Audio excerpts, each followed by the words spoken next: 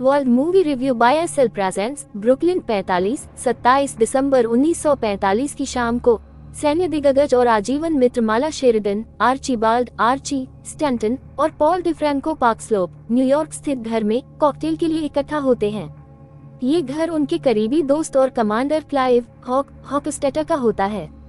उनके साथ माला का पति बॉब भी शामिल होता है, जो पेंटागन में एक क्लर्क है, जिसे अन्य लोग कभी युद्ध न देखने के कारण नीची दृष्टि से देखते हैं, लेकिन जिसने अन्य पुरुषों की तरह क्रूर और हिंसक न होने के कारण माला का दिल जीत लिया होता है।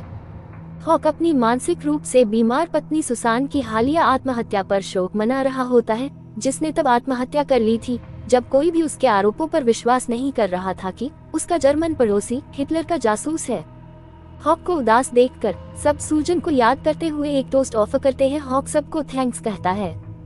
हॉक को अपनी पत्नी पर विश्वास न करने का गहरा अफसोस है और वह अपने दोस्तों को कहता है कि संगठित धर्म में अपना विश्वास खोने के बाद उसने स्पिरिचुअलिज्म का अध्ययन करना शुरू कर दिया है। अब वह अपनी मृत पत्नी से संपर्क करने के अंतिम प्रयास करना चाहता है। उसे विश्वास है कि ऐसा करने से वह अपनी पत्नी की आत्मा से बात कर सकता है। वह अपने दोस्तों को भी इस क्रिया में भाग लेने के लिए मना लेता है। वो सब एक टेबल के इर्द गिर्द बैठ जाते हैं। हॉक सूजन का हैंडकेरचीफ और लॉकेट लेता है। फिर सब एक दूसरे का हाथ पकड़ते हैं और हॉक मंत्र पढ़ना चालू करता है। आत्मा को बुलाने की प्रक्रिया सफल साबित होती है। तभी वहाँ अजीब अजीब सी चीजें होना चालू हो जाती है। सूजन का लॉकेट हिलने लगता है और एकदम से उड़कर हक की तरफ इशारा करता है। मोमबत्तियां स्वयं जलने लगती है। एक क्लोजेट का दरवाजा खुलना बंद हो जाना चालू हो जाता है। पूरे कमरे में एक ठंडी हवा चलना चालू हो जाती है। झूमर भी अपने आप हिलने लगता है। अब तक सब बहुत डर चुके होते हैं। तभी हॉक के मुंह से सफेद कलर का झाग निकालकर टेबल पर गिरता है। हॉक सबको कहता है कि हाथ मत छोड़ना। वह झाग देखकर सबको लगता है कि हॉक की तबीयत खराब हो रही है। सब बोलते हैं कि हॉक तुम्हें हॉस्पिटल जाना चाहिए, पर हॉक सबको कहता है कि मैं ठीक हूँ। तभी अचानक उस झाग में से सूजन का हाथ बाहर निकलता है, जिसे देखकर सब बहुत ही ज्यादा डर जाते हैं। रेडियो अपने आप चालू हो जाता है और अनायास ही लुई जॉर्डन के is you is not my baby गाना बजने लगता है। सुजान का हाथ देखकर हॉक उसको छूने के लिए बेताब हो जाता है। वह अपने दोस्तों के हाथों को छोड़ देता है और घेरा तोड़ता है सुसान की बाह पकड़ने के लिए, पर तभी वह बाजू वापस टेबल में चले जाती है। अब सारे मानने लगते हैं कि भूत प्रेत होते हैं। जो इन सब ने देखा था, वह किसी को भी अभी तक इन बातों पर विश्वास नहीं हो रहा था।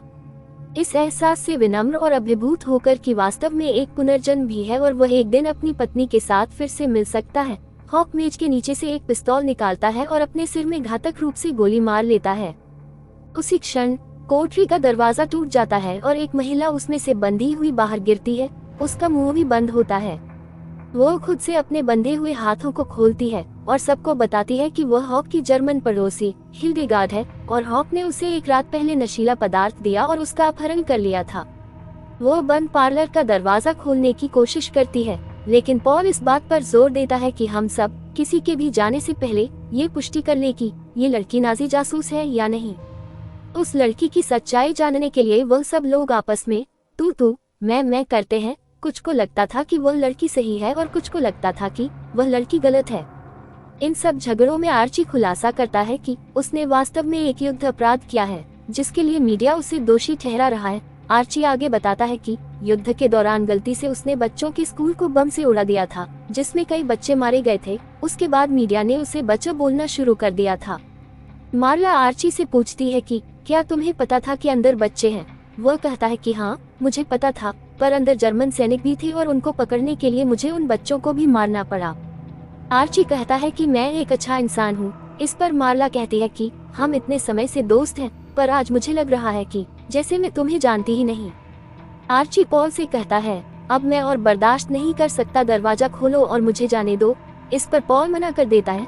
तब आर्ची गन लेकर दरवाजे पर गोलियां चलाता है, पर उससे भी वह दरवाजा नहीं खुलता। वह खिड़की पर गोली चलाता है, पर खिड़की का कांच नहीं टूटता। अब उन सबको लगता है कि वह इस घर में फंस चुके हैं। पॉल आर्ची से कहता है कि अगर तुम मुझे ये दरवाजा खोलने पर मजबूर करोगे तो मैं सारी दुनिया को बता दूंगा कि कैसे तुमने इतनी बेरहमी से उन बच्चों को मारा था। मिलिट्री कोर्ट के सामने मैं तुम्हारी मदद भी नहीं करूंगा। मार्ला सबको कहती है कि तुम सब अब झगड़ा करना बंद करो, अब जैसा मैं बोलूंगी वैसा ही होगा। फिर मार्ला हिलगार्डन को इंटरोगेट करना चालू करती है। मार्ला हिल गार्डन से पूछती है कि सूजन को क्यों लगता था कि तुम एक जासूस हो। इस पर हिल गार्डन बोलती है क्योंकि शायद मेरा एक्सेंट जर्मन है इसलिए, या फिर सूजन चाहती ही नहीं थी कि वार कभी खत्म हो, इसीलिए उसे कोई टारगेट चाहिए था जो उसने मुझे बनाया। आगे मार्ला पूछती है क्या तुम कभी भी नाजी पार्टी की मेंबर थी। हिल गार्डन रोते हुए बोलती है नहीं, मैं कभी भी नाजी पार्टी की मेंबर नहीं थी।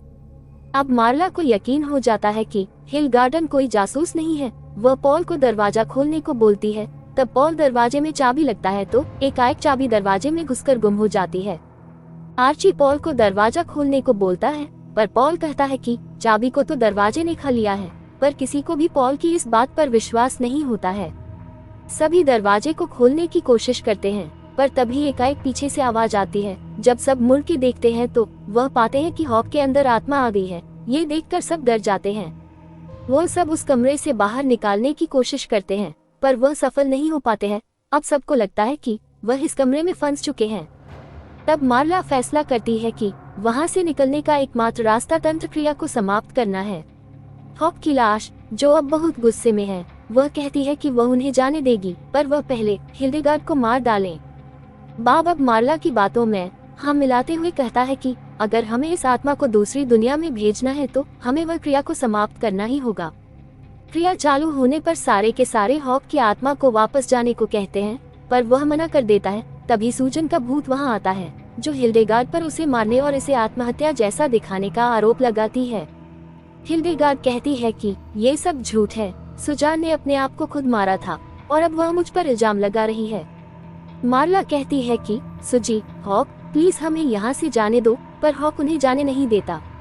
अब आर्ची घबरा जाता है और वहाँ से निकलने की कोशिश करता है, लेकिन उसे पार्लर के दरवाजे अपने निजी नर्क की ओर ले जाते हैं, जहाँ उसे जर्मन किंडरगार्टन के जले हुए अवशेष दिखते हैं, जिसे नष्ट करने की कोशिश की जा रही होती है।